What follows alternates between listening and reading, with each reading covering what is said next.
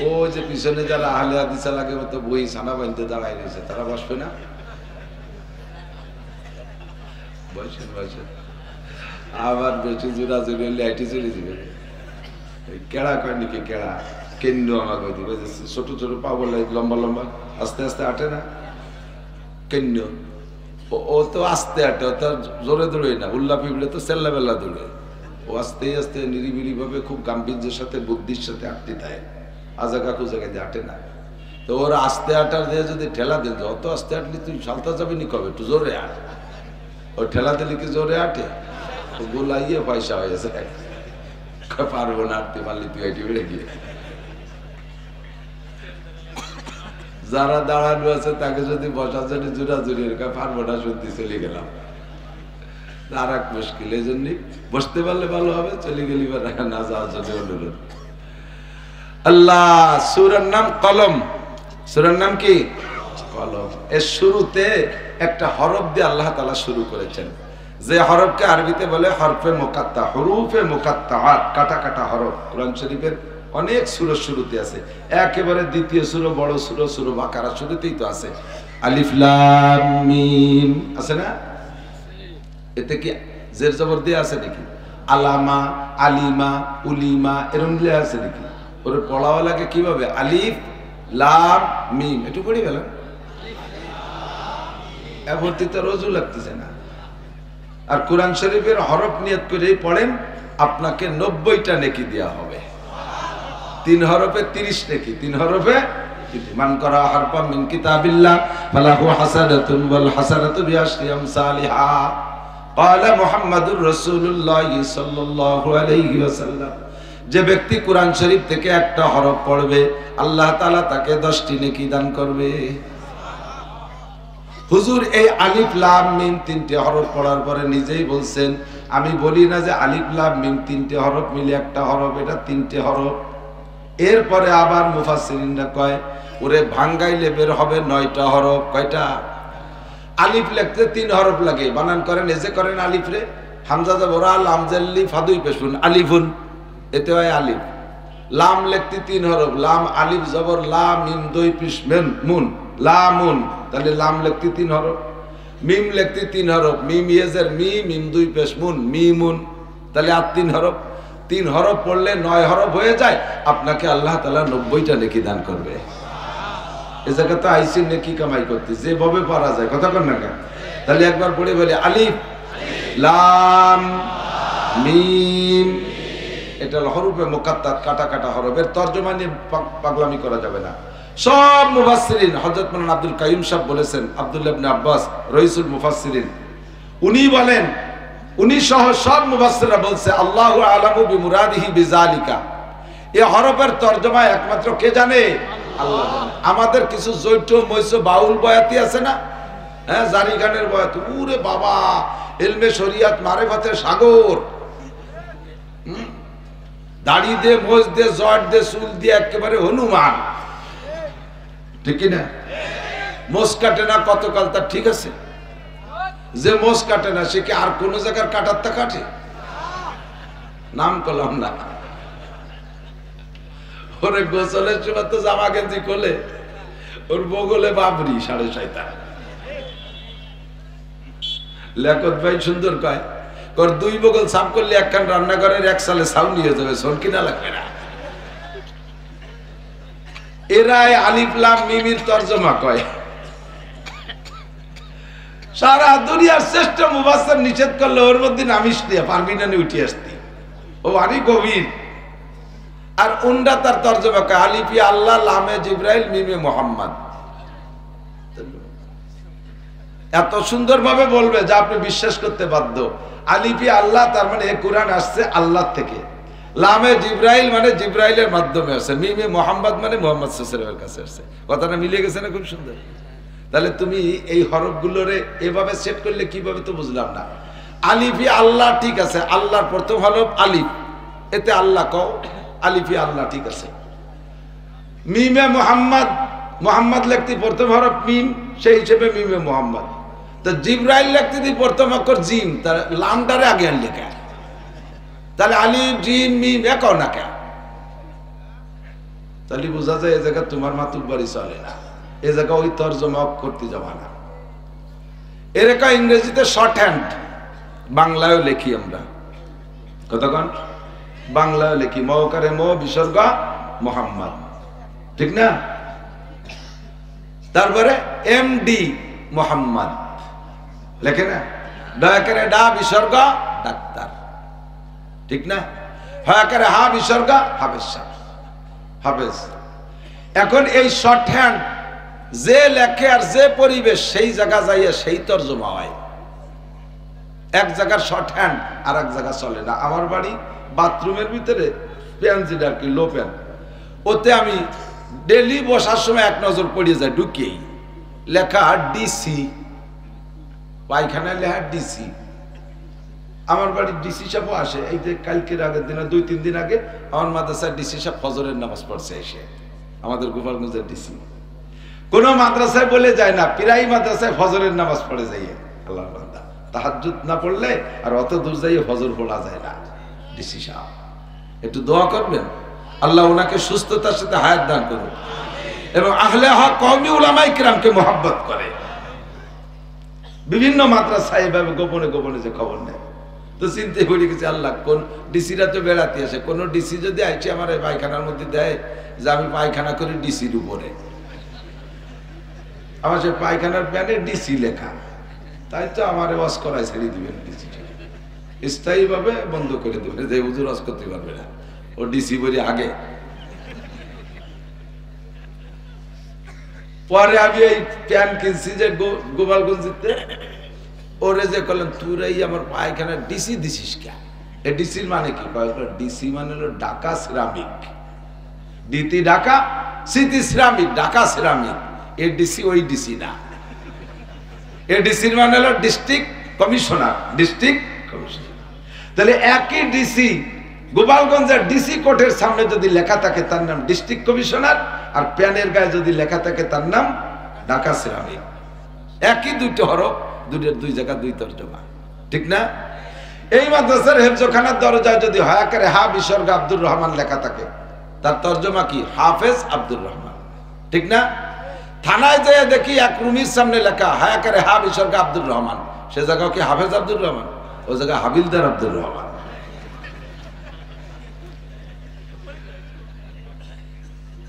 ঠিক না? তাহলে একই হরফ, এক এক জায়গায় এক এক তর্জমা। তো এই আলিফ লাম মিম এগুলো আল্লাহ লে পাঠাইছে, আল্লাহ বলি পাঠাইছে, তুই জয়ম হইছে এর তর্জমা কি বুঝবি? কদি দেই তোরে এর মধ্যে নামতি কইছে কোন সোর গাজা খরের দল সব। দয়াকারে ডা বিসর্গ, হাসপাতালের সামনে যদি দয়াকারে ডা বিসর্গ আব্দুল মালেক, তার মানে কি? ডাক্তার আব্দুল মালেক। ইরশাদ সিকদারের ঘরের সামনে যদি লেখা থাকে দয়াকারে ডা বিসর্গ ইরশাদ সিকদার, তার মানে কি? ডাক্তার ইরশাদ সিকদার, ডাকাত ইরশাদ সিকদার, ডাকাত ইরশাদ সিকদার। দয়াকারে ডা বিসর্গ মানে ডাকাত, আর এই জায়গা দয়াকারে ডা বিসর্গ মানে, তাহলে পরিভাষায় পার্থক্য হয়ে যায়, একই হরফের তর্জমা, ঠিক কিনা? আল্লাহু আকবার। একটু কেমন কেমন হয়ে যায়, বোঝার জন্য কই, তাতে কি হবে নাকি? আর তো শিয়ের হাত দরকার, মুরব্বীরা চলে গেছে, আমাকে যেটা শিখেছে তা দিয়ে মুছে খাই। একজন আমার সামনে বসা, বসে ওরে বলতেছে পরিভাষা, আপনার পুরুষ সঙ্গ তো আগে ভালোই লম্বা ছিলাম, খাটো হয়ে গেল কি? ও গুছাই চাদর দিয়ে ঘিরে ঘিরে বসে বিস্কুট টিস্কুট খাইছি, চা পান খাইয়েটে খানিক করে আমি আবার কি ব্যাপার, আপনার পুরুষ সঙ্গ তো আগে ভালোই লম্বা ছিলাম, খাটো হয়ে গেল কি? ও তো লজ্জাতে মাথা নিচে এসেছে, বলছে লুঙ্গি ছিড়ানি কি করে, আবার ভালো ঘিরে ঘিরে বসে 2-3 বার বলার পর, ভাই তুমি কি কও, তুমি কি কত বড় বছর করছে, কাপড় দিয়ে ডার বলো দেও। পুরুষাঙ্গ কারে কয়? যে অঙ্গের দ্বারা নারী আর পুরুষের পার্থক্য ঘটায় তার নাম পুরুষাঙ্গ না? তো এই দাড়ি কি মহিলাকে আছে? যদি কের করছে 2-1টা হয় তার তো ধরার বিষয় না, দাড়ি পুরুষের প্রতীক না, তাহলে এই দাড়ি কি পুরুষাঙ্গ না? যে অঙ্গ দিয়ে নারীর থেকে পুরুষকে আলাদা করে ওর নাম তো পুরুষাঙ্গ, তাহলে দাড়ি কি মহিলাকে আছে নাকি? দাড়ি পুরুষের না, তাহলে এই দাড়ি পুরুষাঙ্গ করা যাবে না? আপনার দাড়ি তো আগে লম্বা ছিল, এখন ছোট দেখতেছি, তাই করলাম পুরুষ সঙ্গে আগে লম্বা ছিল, খাটো হলো কি?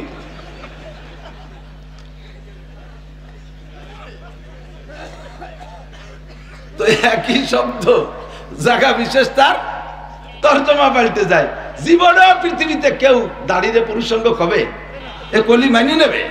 এ বললি থামড়ায় দাঁত ফেলাই দেবে। বেটা কতি দিশে বাউনার কতি চলিয়েছে লাগাই। তো আল্লাহ পাক রব্বুল আলামিন সূরাগুলোর শুরুতে এক এক জায়গায় এক এক হরফ লেখছে। ইয়াসিন, তাহা, আইন সিন কাফ, হামিম লেখছে না? এই সূরার শুরুতে আছে নুন, একটা হরফ মাত্র।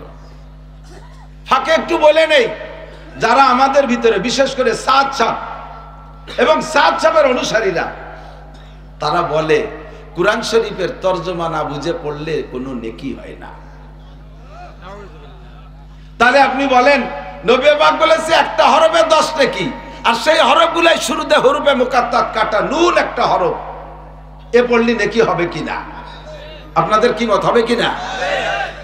তাহলে বলেন তর্জমা না বুঝে পড়লে যদি নেকি না হয়, আপনি বলেন নুনের কি তর্জমা পারবে কইতে? একটা হরফের কোনো তর্জমা নাই এই জায়গা। আল্লাহ পাক রব্বুল আলামিন এই একটা হরফ কেন বলছে? কিয়ামতের মাঠে এক কুরআন শরীফ তিলাওয়াতের একটা মাঠ হবে, পার্কের মধ্যে আমাদের সবাই নিয়ে আল্লাহ বসবে, হুজুর আলাইহিস সালাম তিলাওয়াত করে শোনাবে, আর দাউদ আলাইহিস সালাম। ওই দিন জিজ্ঞেস করবো আল্লাহ এই হরফ কয়টার নাম তর্জমা কও আগে। ওই দিন সামনের পর ভাইয়ে ধরে বসবো আল্লাহরে, আল্লাহ এই হরফের তর্জমা কও। সেই দিন শুনে নেবো, তার আগে বলার কায়দা নেই। ওয়াল কলম, ওয়াও কসমের জন্য, উকসিমু বিল কলম, ওয়াল কলম মানে উকসিমু বিল কলম, আমি কলমের কসম খেয়ে বলি। কে বলে?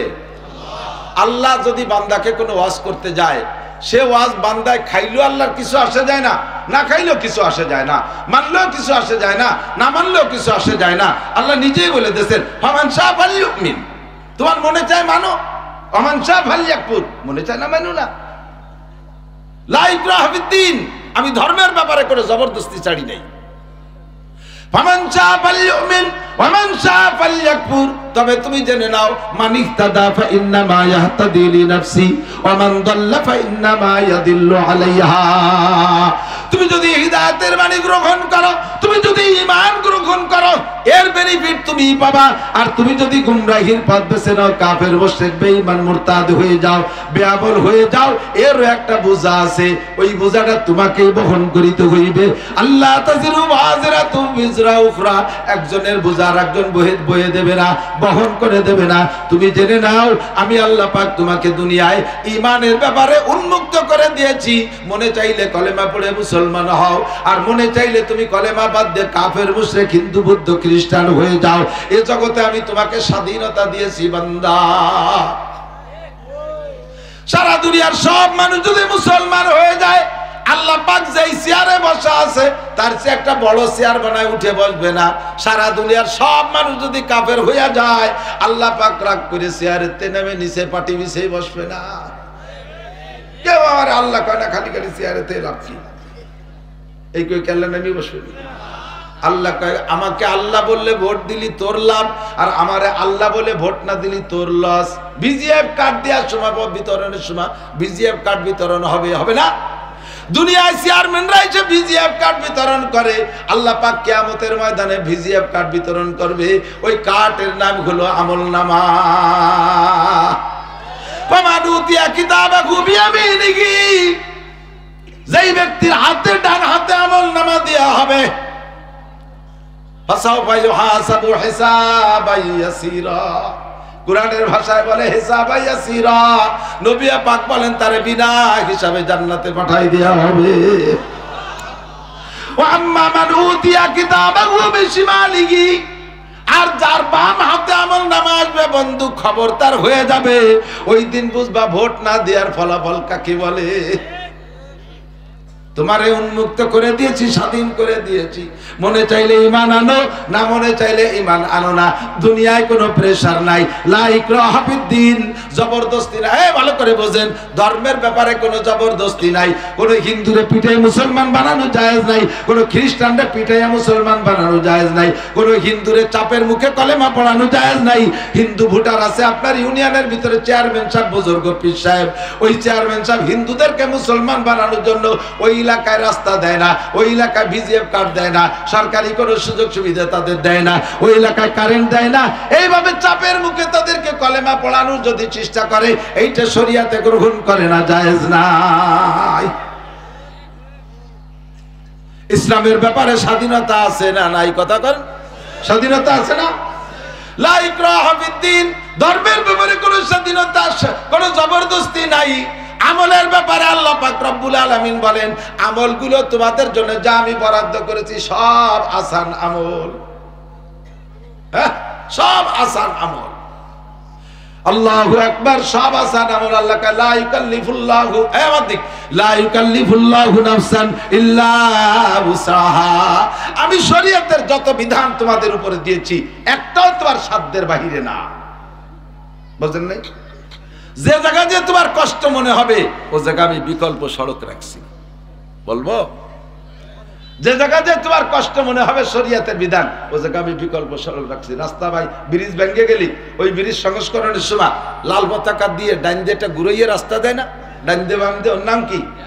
বিকল্প সড়ক। কি কয়? ভাঙ্গা রাস্তা যেখানে বিকল্প সড়ক সেখানে, ভাঙ্গা রাস্তা যেখানে বিকল্প সড়ক সেখানে। আল্লাহু আকবার। আমাদের জন্য আল্লাহ 5 ওয়াক্ত নামাজ ফরজ করেছে, কঠিন না সহজ? কথা কয় না? ওয়া ইন্নাহা লাকাবীরাতুন ইল্লা আলাল খাশিঈন। নামাজ কঠিন কার জন্য? যে নামাজ পড়ে না তার জন্য। যে লোকটা নামাজে অভ্যস্ত হয়ে গেছেন তার জন্য নামাজ না পড়া কঠিন। কথা কোন ঠিক না? ফজরের নামাজ যদি কারণবশত ছুটে যায়, ঘর থেকে বেরোতে ভয় লাগে, কি লাগে না? কারণবশত যদি জোহরের নামাজ ছুটে যায়, বিকেল বেলা বাইরে যাইতে ভয় লাগে, মাঠে যাইতে সময় মনে হয় আজকে মাঠের মধ্যে কোনো বরকত পাবো না। গাড়িতে উঠতে গেলে ভয় লাগে, না জানি আমার কারণে গাড়িতে অ্যাক্সিডেন্ট করে। অভ্যাসে যখন পরিণত হয়ে যায়, শরিয়াত জবকে তবিয়ত बन जाती है, এই শরিয়াত জবকে তবিয়ত बन जाती है तो शरीयत के अंदर कोई तकलीफ नहीं पहुंचती है। শরিয়াত যখন অভ্যাসে পরিণত হয়ে যায় তখন আর কষ্ট মনে হয় না। কথা কন, অভ্যাসে পরিণত করলে আর কোনো ঝামেলা নাই। আর অভ্যাস যতদিন না হবে ততদিন ওয়া ইন্নাহা লাকাবীরাতুন, এটা বড় কঠিন মনে হয়, খুব কঠিন। না বছরে না চলে গিয়ে শীতের চুমা উঠিয়ে আবার ঠান্ডা মানি, তা আবার একটু উল্টো পাল্টা গেলি গোসল আরো কি আরো না আরো। আর যারা অভ্যস্ত হয়ে গেছে তারা কারণবশত গোসল ফরজ হয়ে গেলে ওই ফরজ গোসল যত রাইতে হোক না কেন, ওই সময় গোসল না করে বিছানে পিঠ দিতে ভয় পায়, না জানি যদি নাপাক অবস্থায় মরে যায়। ঠিক না? না জানি কি নাপাক অবস্থায় মরে যায়, এই ভয়টার সাথে সাথে যে গোসল তার একটু খারাপ লাগে না। শরীয়তকে তবিয়তে পরিণত করেন, টুপি মাথায় দিয়ে অভ্যাস করেন, আর টুপি মাথায় দিতে কষ্ট হবে না। পাগড়ি পরার অভ্যাস করেন, পাগড়ি বাঁধলে মাথা ব্যথা হবে না। দাড়ি রাখার অভ্যাস করেন, তাহলে আর কোনোদিন চুলকবে না। প্রথম একটু রাখছে, খাইজনি দাড়ি তাতে চুলকয়, আবার কেটে ফেলে দিছে, এবার সে পুরুষাঙ্গ গুড়াইতে মেরে দিছে।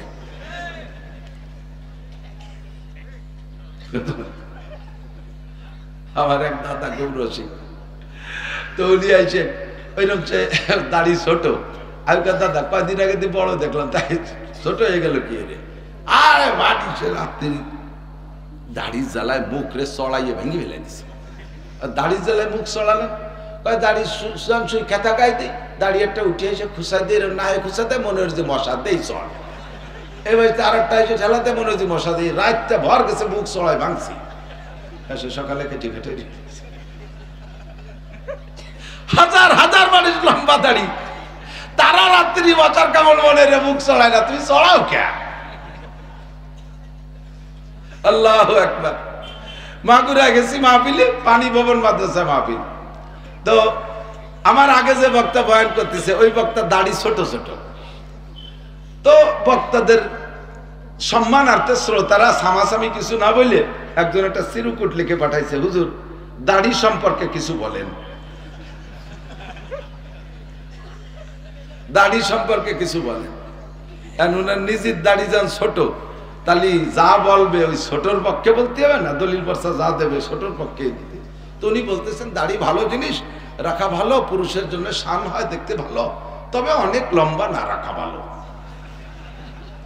কেন অনেক লম্বা না রাখা ভালো ব্যাখ্যা দিতে হবে। তো বলতে হুজুর কেন অনেক লম্বা না রাখা ভালো?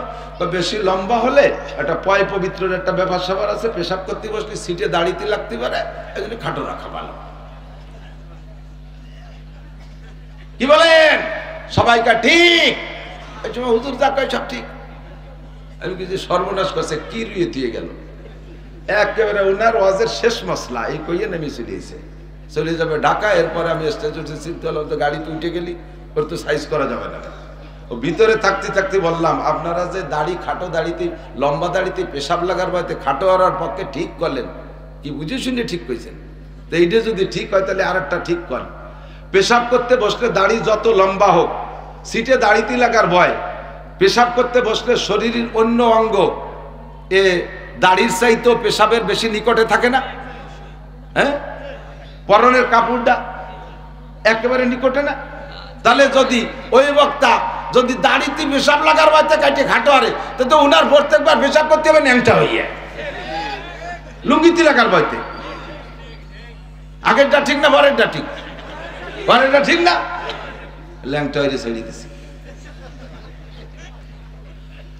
সুন্নতি পোশাকের অভ্যাস হয়ে গেলে আর সুন্নতি পোশাকে খারাপ লাগবে না। দস্তারখানের অভ্যাস হয়ে গেলে আর দস্তারখান বিছানুকে বিরক্ত মনে হবে না। মেসাকের অভ্যাস হয়ে গেলে আর মেসাকে কষ্ট মনে হবে না। কতক্ষণ না কেন? মসজিদে নামাজ পড়ার অভ্যাস হয়ে গেলে ঘরে নামাজ পড়লে তৃপ্তি পাবেন না।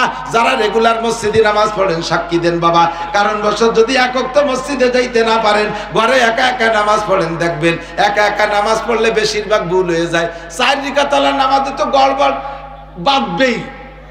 3 রাকাতে শুরু হয় 3 না 5, 4 না 5, 5 না 2, 2 না 1, নাকি বললাম না নাকি এলাম সে শুরু করে একটা মনে আছে আগের রাকাতে কোন শুরু করছি এনে কি করবো, শেষে দেয় যে শেষ শুরু বলি তুই নাচ এনে তাই কি করবো, নানান হজবরল শুরু হয়ে যায়। এই নামাজ সুন্নত মসজিদই পড়েন, দেখবেন 4 রাকাতে ভুল হয় না। আপনি বাড়ি পড়েন পিরাই কিন্তু ভুল হবে। মিথ্যে কথা কইছি? অ্যাক্সিডেন্ট তো আমারও হয় মাঝে মাঝে, যেদিন বাড়ি ভুল করমে পড়িয়ে বেড়াই। শরিয়াত কো তবিয়াত বানা লেনা। শরিয়াত যদি তবিয়াত হয়ে যায়, অভ্যাসে পরিণত হয়ে যায়। যেই মহিলা বোরকা পরার অভ্যাস আছে, ওই মহিলা খালি মাথায় বিনা বোরকায় বাইরে যাইতে পারবে। কথা বলেন পারবে? আল্লাহ, একই মহিলা এক একটার এক এক স্বভাব। আমি মক্তবে যখন পড়াইতাম, ছাত্র বয়সে মক্তবে পড়াইতাম, 200-250 টাকা বেতন পাইতাম, তাই যে 2-3 ভাই পড়তাম, এই জন্যই মক্তবে পড়াইছি, ইমামতি করছি। তো সেই সময় ওই মেয়েরা যারা আসতো পড়তে, একটু বড় হয়ে উঠলে তাদের বলতাম যে তোমরা বোরকা পরে এসো। তো মহিলাটা বলতেছে, হুজুর আমার ইমান আছে। হুজুর, একটা মেয়ে বলতে আমার ইমান আছে। তোমার কিরম ইমান আছে? কয় যে আগে একদিন মসজিদে জুমুদ্দিন বয়ান করছেন, আমাকে বাড়িতে ভাসে, আপনি বলছেন যে যার লজ্জা আছে তার ইমান আছে। আমার লজ্জা আছে, এই জন্য আমার ইমান আছে। আর ইমান থাকলে তোর বোরকা লাগে না। আমি কই তোমার কিরম লজ্জা আছে? কয় হুজুর আমার বোরকা পরতে লজ্জা করে। আর লজ্জা থাকলে ইমান আছে, আর ইমান থাকলে বোরকা লাগে না। শয়তান কোথাকার! শয়তানকে আমি তো খালি শয়তান, ওটা 6.5 শয়তান। মহিলা যদি বোরকার অভ্যাস হয়ে যায় আর বিনা বোরকায় বাইরে যাইতে পারে না।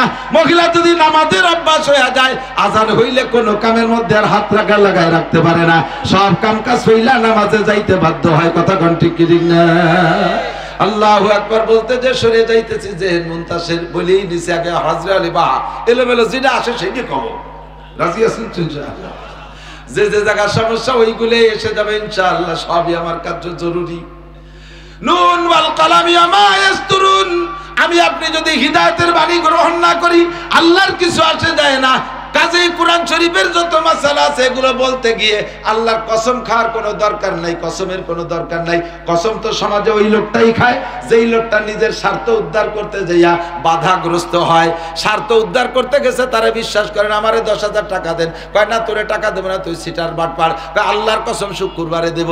এই 10,000 টাকা নেওয়ার জন্য সে কসম খায়, নিজের বিশ্বস্ততা তৈরি করে। আমার আল্লাহ তো সিটার বাটপার না, আমার আল্লাহ ধোঁকাবাজ না। আল্লাহ আমার রব্বুল আলামিন, আমার আল্লাহ পাকের কথা কেউ খাইলেও ভালো না খাইলেও ভালো। আল্লাহ কেন কসম খায়? আল্লাহ কয় তোমাদের মতো সিটার বাটপাররা আমার কথা বিশ্বাস করো না, সেই জন্য আমি কসম খাই। আমি সিটার বাটপার সেজন্য কসম খাই না, তোমরা ধোঁকাবাজ কথা খাও না, এই জন্য তোমাদের সামনে কসম খেয়ে বলি। কসম খাইলেন কিসের কসম? আল্লাহর সৃষ্টি জগতের ভিতরে যত শ্রেষ্ঠ জিনিস আছে তার মধ্যে একটা হলো কলম। 5টা জিনিস বানাইছে আল্লাহ নিজ হাত দিয়ে। 1 নম্বরে আরশ, আল্লাহর আরশ আল্লাহ হাত দিয়ে বানাইছে। 2 নম্বরে কলম বানাইছে হাত দিয়া। 3 নম্বরে জান্নাতে আদন, 8টা জান্নাতের মধ্যে জান্নাতে আদন বানাইছে আল্লাহ হাত দিয়া। 4 নম্বরে মুসা আলাইহিস সালামের তাওরাত লিখেছে আল্লাহ হাত দিয়া। 5 নম্বরে গোটা মানব জাতির মাথা বানাইছে আল্লাহ হাত দিয়া। একটু কন্যা সুবহানাল্লাহ। এই 5টার প্রতি আল্লাহর দরদ বেশি, তাই আল্লাহ কলমের কসম কে বলে ওয়াল কলম। হে বান্দা ভালো করে শুনে নে, আমি কলমের কসম খেয়ে বললাম অল কলম। কি কয়? এই কসমের পরে বলে নুন ওয়াল কলামি ওয়া মা ইয়াসতুরুন। নবী পাককে সান্তনা দিচ্ছে, মা আনতা বিনিমাতি রাব্বিকা বিমাজনুন। হে নবী, আপনারে মক্কার আরবের কাফেররা পাগল কয়, আপনারে পাগল কয়, আপনি নাকি পাগল। আপনি একটু মন খারাপ করবেন না, আপনি যে পাগল না এর সার্টিফাই আমি আল্লাহ করে দিলাম। মা আনতা বিনিমাতি রাব্বিকা বিমাজনুন। আপনি আপনার রবের নিয়ামত, আমার নবী পাগল না। কথা বলেন ঠিক কি ঠিক না? আমার নবীরে যে পাগল কয় ওইটা একেবারে দামড়া ছাগল। জোর হলো না? ওটা কি? দামড়া ছাগল, ফাটা ছাগল, ফাটা ফাটা ফাটার গায়ে দেখছেন না তিব্বতা তোরের গিরান। অবদার পর দাঁড়ায় থাকবে, এই পাশে 2 কিলোমিটার দূরিতে টের পাচ্ছে যে জানকেল দাঁড়ায় রয়েছে, যার নাম হলো বোমরা ফাটা। হ্যাঁ, আমার নবীরে নিয়ে যারা সমালোচনা করে, নবীকে পাগল বলে, চরিত্রহীন বলে, ওরাই অরিজিনাল চরিত্রহীন। ঠিক কিনা? মক্কার আরবের এক লোক নবী পাককে গালি দিয়েছে, এক কাফের নবী পাককে গালি দিয়েছে সরাসরি। তো গালি দেওয়ার পরে হুজুর আলাইহিস সালাম বললেন, এই খবর নাও, এই ছেলেটার জন্মের মধ্যে সমস্যা আছে। ছেলেটার জন্মের মধ্যে ওই ছেলেটা যদিও কাফের, ওর বিশ্বাস যে মুহাম্মদ সাল্লাল্লাহু আলাইহি ওয়াসাল্লাম যা বলছে ওর মধ্যে সন্দেহ নাই। ও ডাইরেক্ট ওর মার কাছে চলে গেছে, মা মুহাম্মাদের কলেমা পড়ি নাই, মুহাম্মাদের ইসলাম গ্রহণ করি না, তবে মুহাম্মদ মিথ্যে কথা বলে না। আমি তারে গালি দিলে সে আমাকে বলল যে এই ছেলেটার জন্মের মধ্যে সমস্যা আছে। মা তুমি সত্যি কথা কও দি, আমার জন্মের মধ্যে সমস্যা আছে নাকি? ওর মা কয় যে আল্লাহে তোর জন্মের মধ্যে সমস্যা আছে, তুই যে বাপের পরিচয় দিস ওটা তোর বাপ না।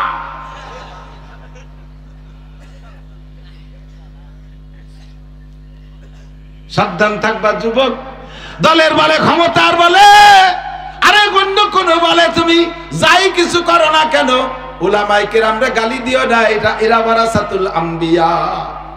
যা করো মারামারি দাঙ্গা হাঙ্গামা করো, নিজেরা করো, মৌলবীকে গায়ে হাত দিও না। দিনের বেলা একটা থাপ্পড় দিবা, প্রতিশোধ তখন নিতে পারবো না। গভীর রাত্রে আমার মামলার একটা কোর্ট আছে, শেষ রাত্রে উইটা 2 রাকাত তাহাজ্জুদ পড়ে মালিকের কাছে তোর নামে মামলা দেব।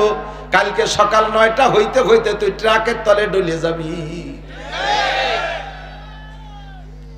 একে চশমে জাদান গাফেলা যা শাহনাবাসী, একে চশমে জাদান গাফেলা যা শাহনাবাসী, শায়াদ কেনে গা কোনা দা গাহনাবাসী। আমরা দিনরাত ভরে শাহ পর্যন্ত 5টা নম্বরে আল্লাহকে নক করেছি। 2 পর 3 পর আল্লাহর মোবাইল নাম্বার কত? 2 পর 3 পর 2 ফজরের 2 রাকাতে একটা নক করেছি, 4 জোহরের 4 রাকাতে আরেকটা নক করেছি, দ্বিতীয় ভোর আসরে আরেকবার নক করেছি, 3 মাগরিবের 3 রাকাতে নক করেছি, লাস্টে ইশায় 4 রাকাতে নক কইরা শুয়ে রইছি, আল্লাহ রিসিভ করে নাই। শেষ রাত্রি আল্লাহ নিজে ব্যাক কল করছে, কয় আলা মুস্তাগফিরিন ফাআরজুকা, আলা মুস্তাগফিরিন ফাআগফিরা, আলা মুস্তারজিকিন ফাআরজুকা, আলা মুস্তাজফিন ফাওয়াফিয়া, আলা কাজা আলা কাজা। কে আছিস গুনাহগার চলে আয়, আমি তোর কল ব্যাক করছি, আয় উঠে আয়, তোরে ক্ষমা করব। কে আছিস অভাবী চলে আয়, আমি তোর অভাব দূর করব। কে আছিস রুগ্ন চলে আয়, আমি তোরে শিফা দিয়ে দেব। কে আছিস কোন বিপদে, আরে কারে কোন জায়গা কারা থাপড়াই চাইছে আমার কাছে মামলা দে, আমি ফজর হইতে হইতে বিচার করে ফেলাই। ছোট্ট মাদ্রাসার তালবি আলিম থাপ্পড় একটা দিয়েছে বন্ধু, সেই সময় প্রতিশোধ নিতে পারে নাই। ও শেষ রাত্রে হেফজ করার ছেলে, কেরাত করার ছেলে, ও শেষ রাত্রে উঠা 2 রাকাত নামাজ পড়ে আগে তোমার নামে মামলা দিয়ে দিয়েছে। রব্বুল আলামিন মাদ্রাসায় যদি পড়তে হয় তাহলে সম্মানের সাথে পড়বো, তোমার দিন শিখতে এসে এভাবে আইসো পাইসো আড়াইনে বাড়াইনে রাতে চর থাপ্পড় খাবো, সহ্য হয় না। আল্লাহ কায় মন খারাপ করিস না, কোরআন শরীফ পড়তে থাক, ফজরের সময় মাইকে খবর পাবি। ফজরের নামাজের আজান হওয়ার আগে আগেই খবর আসলো, শোক সংবাদ, শোক সংবাদ, শোক সংবাদ।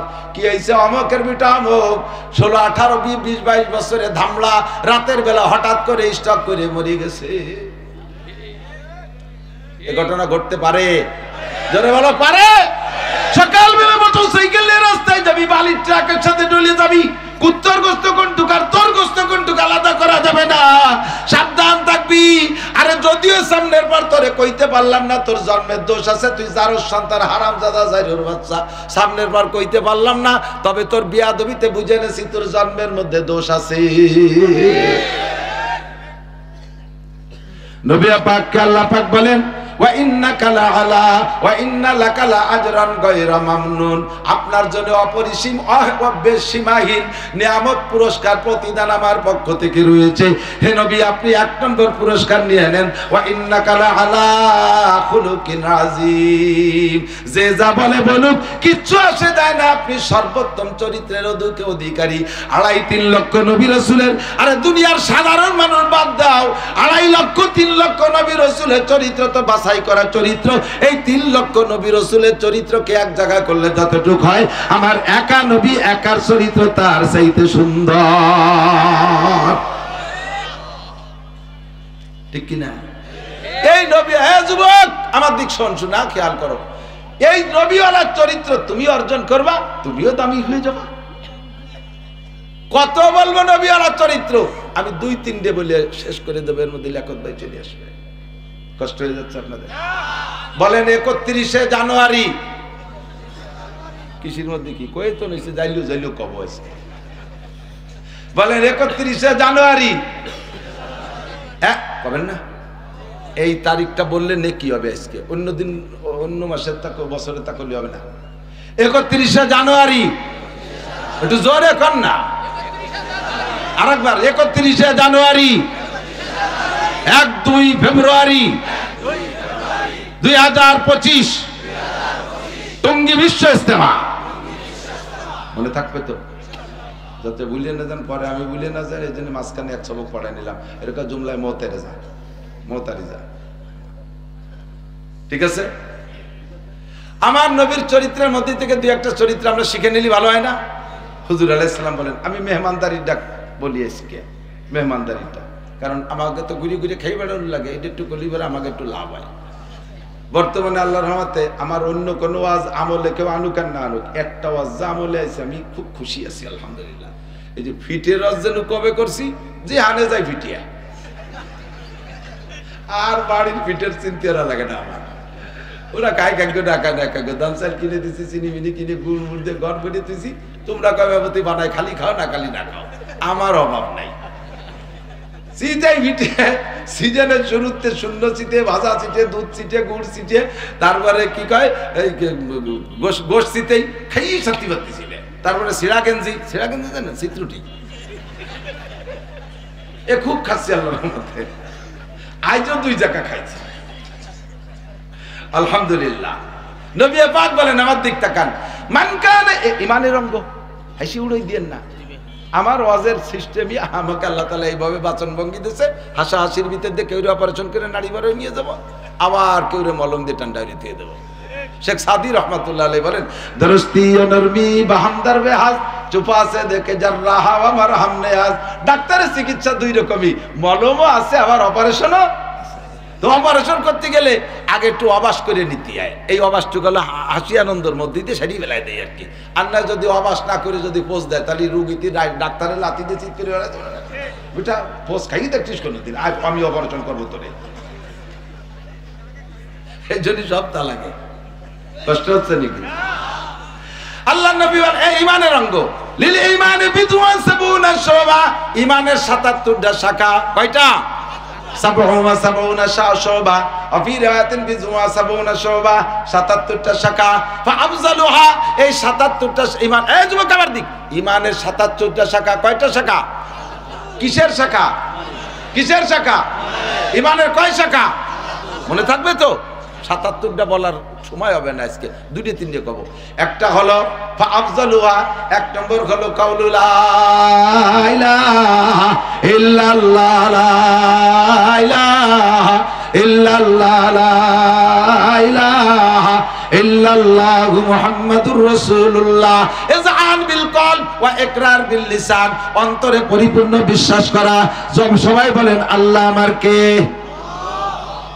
আল্লাহ আমার রব। আল্লাহ আমার রব কে? ইবাদত পাবে কে? আল্লাহ ছাড়া কোনো মাবুদ, মুহাম্মাদুর রাসূলুল্লাহ ছাড়া আর কোন নবী শেষে জোরে বলেন আছে?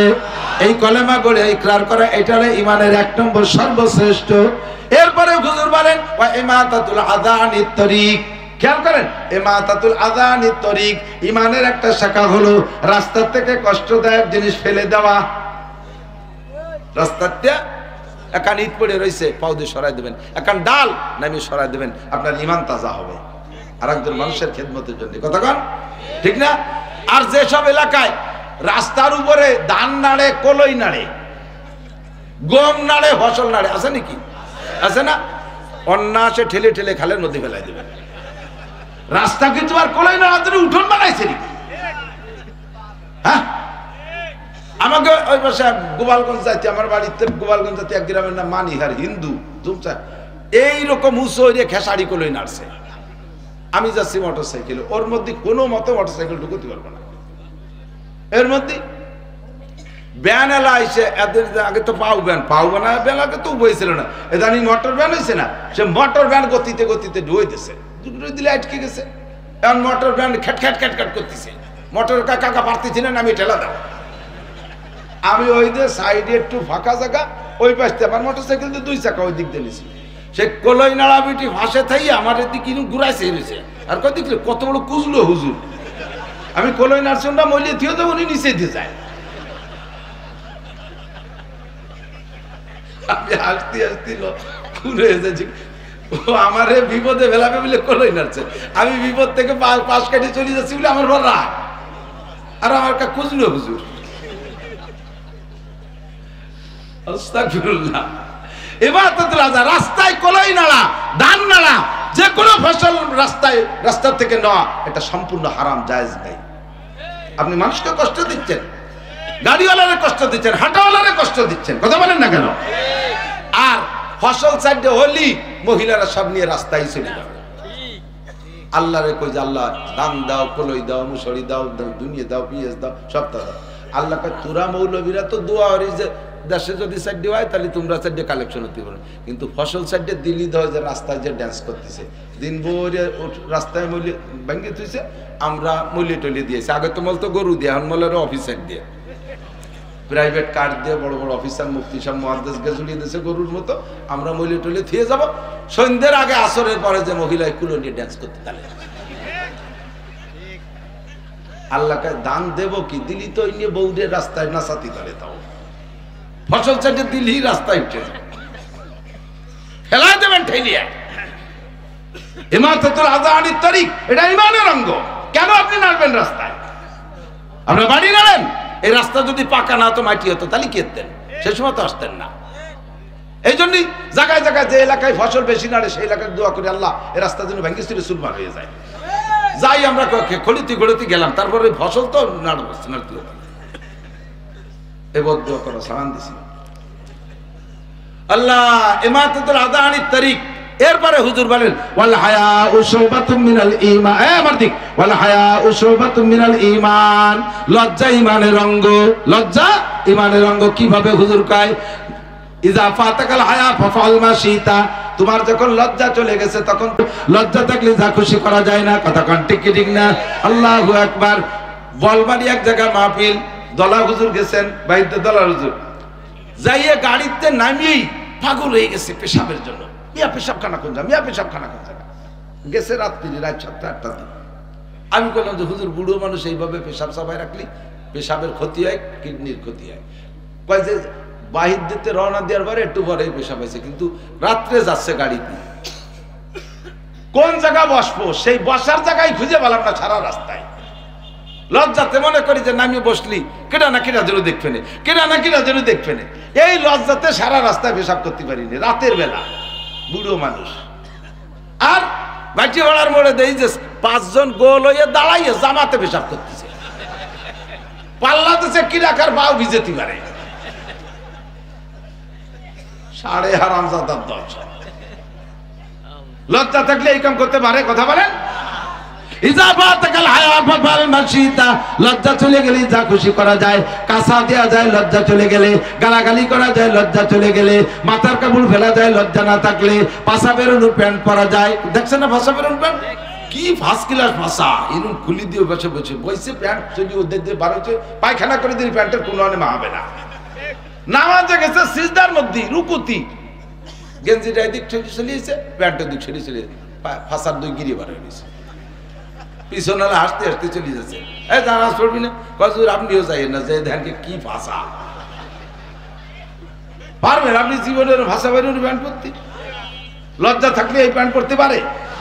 মার সামনে, মায়ের সামনে, বুনির সামনে, শাওলির সামনে, নাবির নিচে লুঙ্গি নামায় একটা বেনাপোল বর্ডারের দ্বারে পিলারের দ্বারে নিয়ে বাঁধছে। লজ্জা যদি থাকে তাহলে এরকম জায়গায় লুঙ্গি পরতে পারে?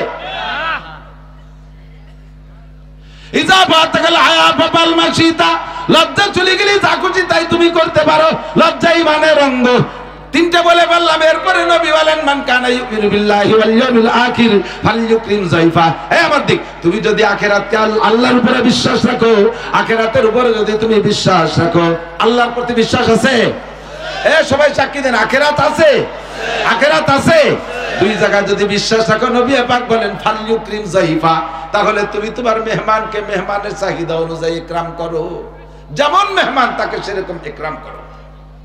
খেয়াল করেন, শুনতেছেন? মেহমানের সাথে সেভাবে আচরণ করবেন। মেহমান আসলে খুশি হবেন, মেহমান আসলে খুশি হবেন, বেজার হবেন না। মেহমানকে পাইয়ে পর্যাপ্ত মেহমানদারি করবেন। আর মেহমান কি কি চায়, কিসে খুশি, আগের থেকে জানা থাকলে তো জানা থাকলো, না জানা থাকলে নতুন মেহমান হলে জেনে নেবেন যে আপনি বেতাকাল্লুব, আরবিতে বলে উলামায়ে কিরাম বলে বেতাকাল্লুব, তার মানে কোন ডোন্ট মাইন্ড, কোনো অন্য কিছু মনকে মনে করবেন না।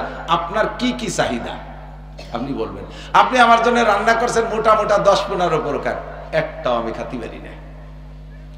মিষ্টি মিষ্টি পিঠা বানাইছেন, আমার ডায়াবেটিস 22, তাহলে এই যে রাত দুয়ার যে পিঠে বানাইছেন তা জলে গেল না? আপনার মন খারাপ হবে না? আপনার বোর মন খারাপ হবে? আপনার এবারে রাত্রি একটা কিছু কবে যে তুমিও আনাড়ি শুনবা না হুজুর কি খায়। প্রথম সাক্ষাৎ সালাম, আসসালামু আলাইকুম রাহমাতুল্লাহ, ভদ্রতার সাথে একটা সুন্দর সালাম দেবেন, আফসোস সালাম। এরপরে মুসাফায় হাত দেবেন, এই মুসাফা, এদিক তাকান, মুসাফা করবেন। প্রত্যেকের হাতের এই বুড়ি আঙ্গুলের একের গলা পর্যন্ত হাত মিশিয়ে দেবেন। একটু এই জায়গা সোয়া দিয়ে হুজুর আসি, হুজুর মুসাফা করছেন, সোয়াসুই, এই সোয়াসুই মুসাফা না, সুন্দর করে হালকা ভাবে একটু চেপে ধরবেন, জোরে চাপ দিয়ে আবার আঙ্গুল কড়কড়া ভেঙে ফেলবেন না, ধরে হালকা একটু জাকি, একটু হালকা জাকি, জোরে জাকি না। 1 হাত দিয়ে করলেও হবে, 2 হাত দিয়ে করলেই সবচাইতে আদবের সাথে হবে। আর বিশেষ করে ছোটরা বড়দের সাথে কখনো 1 হাত দিয়ে মুসাফা করবেন না, যত্ন সহকারে 2 হাত দিয়ে মুসাফা করবেন। উলামায়ে কিরামের সাথে কখনো 1 হাত দিয়ে মুসাফা করবেন না, মুরব্বীদের সাথে 1 হাত দিয়ে মুসাফা করবেন, 2 হাত দিয়ে সুন্দর করে মুসাফা করবেন। 2 হাত দিয়ে মুসাফা হতে যাইয়ে এইরকম 2 হাতে মিশাই ডুয়ে দেয়, তাহলে আমি কোন জায়গায় হাত দেবো? আমি কি 2 এইভাবে ধরবো না, একজনের এই পাশ একজনের এই পাশ, এভাবে করে মুসাফা। যদি এক মুসাফা করেন হালকা একটু জাকি দিয়ে, তা হালকা জাকিতে সগিরা গুনাহ জড়িয়ে যায়, জাকিটা পরিমাণ মতো দেবেন। বড় 7 ফুট এক জুয়ান আজ আমার একজন কুড়িয়ে কাড়ার একজন হাত ধরিয়ে জাকি দিছে এতে খুশি দিছে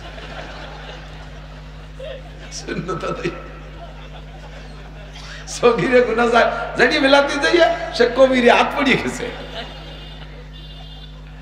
পরিমাণ মতো। এরপরে মুআনাকা কুলাকুলি, গলার সাথে গলা মিশাবেন, গলায় গলায় মিশানোর অনুকুন মানে গলা, আর এই অনুকুনের ভাবে মুফালাতে মুশারাকাতের তরজমা, গলায় গলায় মিশানোর নাম হলো মুআনাকা। এত বড় তুই বুড়িয়ালা মুআনাকা হতে পেটে পেটে দুই গসাই দিয়ে এর কি মুআনাকা হলো? তো মুবাতানা পেটা পেটি হয়েছে। কায় তো ইউবতে গলার সাথে মিশাবেন এক পাশ, কয় পাশ? গলার সাথে। মুসলমানদের সাক্ষাৎ পদ্ধতি নবী পাকের তরিকায় কত সুন্দর না? আর অন্য সব ডিপার্টমেন্টে নমস্কার, হিন্দুরা কি কয়? নমস্কার, চমৎকার। কিচ্ছুই না, তোমাদেরটা নমস্কার, আমাদেরটা চমৎকার। কথা কোন ঠিক ঠিক না? আর ডিপার্টমেন্টে এক লাথি এক চড়, চড় একটা দিয়ে রানে লাথি থাপো দিয়ে পায়ে লাথি, তোমার সম্মান করলাম, এক লাথি এক চড়। যে কে যে শিয়াই দিছে আমি তো মাথায় ধরে না। সবাই বলে নাউজুবিল্লাহ।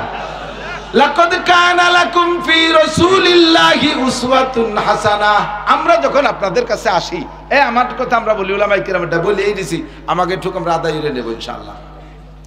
উলামায়ে কিরাম আসছে, আমরা অনেক কষ্ট করি, অনেক পরিশ্রম করি। এখন তো আপনাদের পেয়ে মজে গেছি, শুরু যে কেমন লাগছিল তা বলতে পারি, নামার পরে আবার জাল উঠবে না, গামিয়ে গেছে ভিতরে সব। এই জন্য গলা বসে পরিশ্রম করে আসছি, কষ্ট করে আসছি। স্টেজে অনেক কথা বলি, কিন্তু স্টেজের থেকে নামার পরে আর একটি কথাও বলতে মনে চায় না।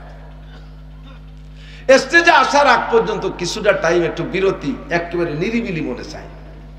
ওদিকে আপনাদের শখ, হুজুরে অনেকদিন দেখিনি, একটু মুসাফা করবো, একটু কথা বলি।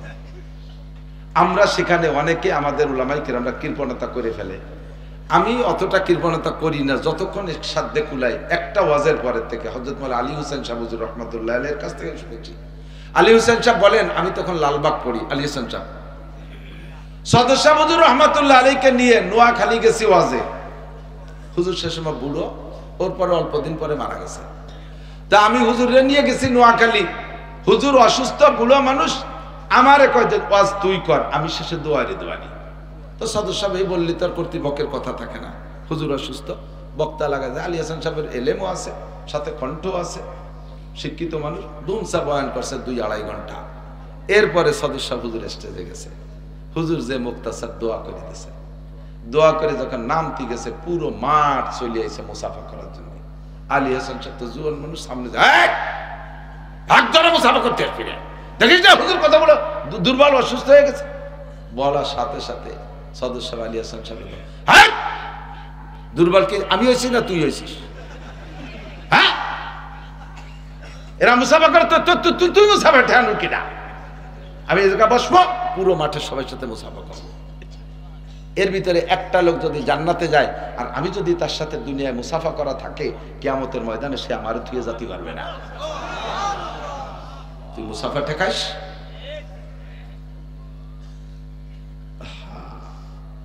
বড়দের নজর কত দূর চিন্তা করতে পারে। আর আমরা বক্তারা ভাবে জ্বালায়, এর মধ্যে পকেটের মধ্যে হাত দিচ্ছি, কুচকুচ করছে।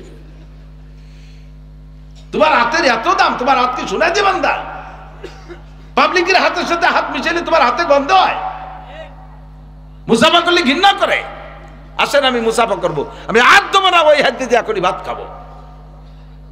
আপনার হাতের মধ্যে আমার রোগের শিফা থাকতে পারে। আপনার হাতের সোয়ার ভিতরে আপনি ভয় পাচ্ছেন যে রোগ জীবাণু থাকতে পারে না, আমি মনে করি এর ভিতরে হাতের ভিতরে হাতের ভিতরে শেফা থাকতে পারে। সবচেয়ে বড় কথা হলো ওই কথাটাই আজকে যার সাথে মুসাফা করব, কিয়ামতের ময়দানে যদি ও জান্নাতে যায়, আমি বলতে পারবো আমার তারই বুনি আনাল্লাজি সাফাহতু কাফিদ দুনিয়া, আমি সেই ব্যক্তি, আমারে চেনেন, আমি আপনার মাঠে বয়ান করেছিলাম, তবে আমার নানান অপরাধে ধরা পড়ে গেছি, আপনার সাথে মুসাফা করছিলাম, মনে পড়ে?